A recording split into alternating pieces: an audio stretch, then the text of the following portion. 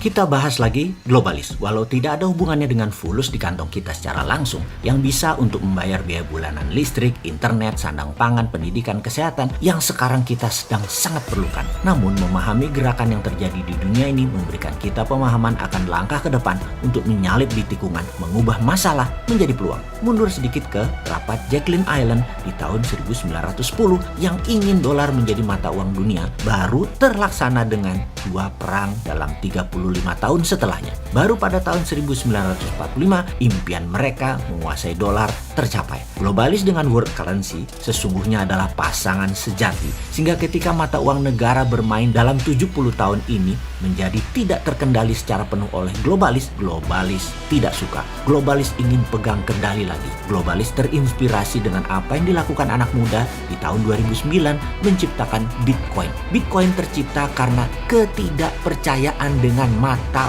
uang negara dunia yang diciptakan oleh banyak negara. Negara besar seperti Jepang, negara-negara Eropa, apalagi Amerika.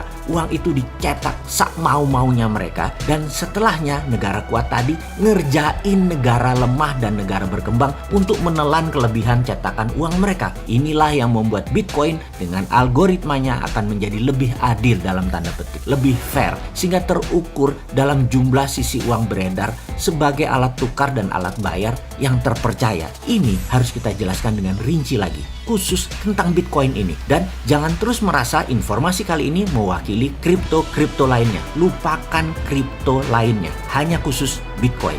Bitcoin inilah inspirasi yang membuat globalis cabal ingin naik satu level setelah mengendalikan sistem distribusi dan sistem keuangan dunia serta currency terutama dolar. Mereka tahu ke depan adalah dunia digital yang berkuasa. Jadi digital currency harus mereka kendalikan dan mereka miliki dan dimulai dari segera sekarang. Untuk itu penting menerbitkan sendiri digital currency yang kemarin ditolak Bank Sentral Dunia, yaitu di tahun 2018. Itulah muasal perang biologi ini diluncurkan sebagai alat politik pukul Trump dan pukul ekonomi dunia biar kapok dan tunduk di bawah globalis sekali lagi seperti dulu lagi. Tahun 2030 misinya ini harus sudah tercapai. Perangnya pakai bioengineering. Itu di awalnya. Ini semua akan terjadi berapa lama? Mungkin 4 tahun lagi sejak tahun 2020. Jadi masih ada sampai tahun 2024, atau mungkin tidak ada batas waktunya sampai keinginan mereka tercapai.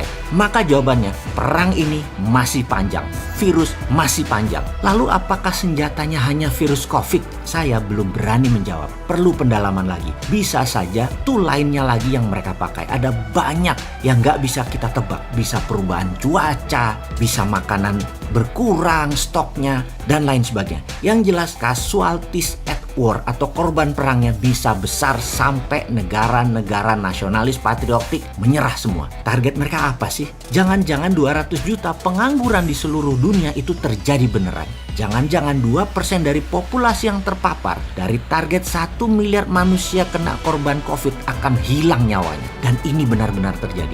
COVID bisa mematikan 20 jutaan manusia. Ini jangan-jangan benar terjadi. Thanos bener dah pikiran mereka itu.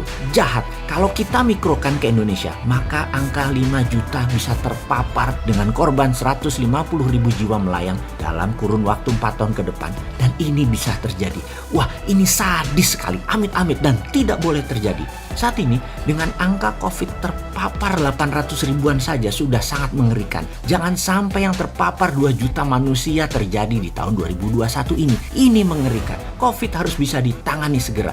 Mungkin salah satunya dengan vitamin, makan, dan minuman suplemen yang mengandung oksidan tinggi diberikan gratis ke masyarakat. Juga farmasi kita memproduksi antibodi disebar gratis. Juga vaksin gratis dipercepat, diperbanyak oleh pemerintah. Urusan vaksin, saat ini semua negara melakukan hal yang sama, mengantri membeli vaksin. Sayangnya lama proses mendapatkannya. Indonesia baru dapat jatah 30 jutaan vaksin. Amerika sudah pesan 600 juta vaksin. Uni Eropa pesan 1,3 miliar vaksin, dan Cina pesan 3 miliar vaksin. Kecepatan memproduksi vaksin untuk 3-4 miliar manusia itu ternyata dengan kapasitas 10 pabrik di dunia saat ini yang memproduksi vaksin full speed mudah-mudahan tercapai memenuhi kebutuhan separuh dunia tersebut di tahun 2024. Kalau untuk 100% populasi dunia dengan full kapasitas produksi vaksin, maka mungkin baru terpenuhi di tahun 2030. Masih panik sesungguhnya dunia pada saat ini. Pilihannya adalah menyerah pada maunya globalis, kendali dunia pakai digital currency mereka, pakai digital teknologi mereka, atau dunia berantakan porak-poranda sama dengan efek perang dunia dulu, perang dunia pertama dan perang dunia kedua.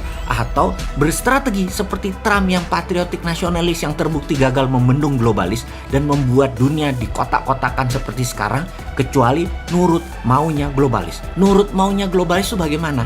Indonesia jadi negara market. GDP-nya dijebak di antara 3.500 sampai 6.000 dolar per kapita. Tidak akan pernah lebih tinggi dan berdaulat menjadi juara negara pemenang di tahun 2030, juga di tahun 2045. Nggak mungkin 100 tahun Indonesia merdeka atau 100 tahun Indonesia emas. Susah kalau kita turuti maunya globalis, kita akan dijebak terus di tengah. Buktinya sudah 6 tahun GDP saat ini per kapitanya, ya segitu-segitu saja. Covid dan trade war ini berefek ekonomi negatif bagi Indonesia kalau nahkoda dan awak kapalnya tidak mahir mengendalikan perahu di tengah badai ini. Solusi Covid yang paling telak pengaruh buruknya kalau tidak distrategikan. Sungguh bisa ambiar bernegaranya. Bener deh, kita duduk bersama lagi deh benahi kelemahan penanganan Covid. Nakes sudah mati-matian berjuang. Salah kelola Covid bisa-bisa akan musnah kita. Musnah bukan hilang, tetapi Indonesia tidak berdaulat dan menjadi negara kalah.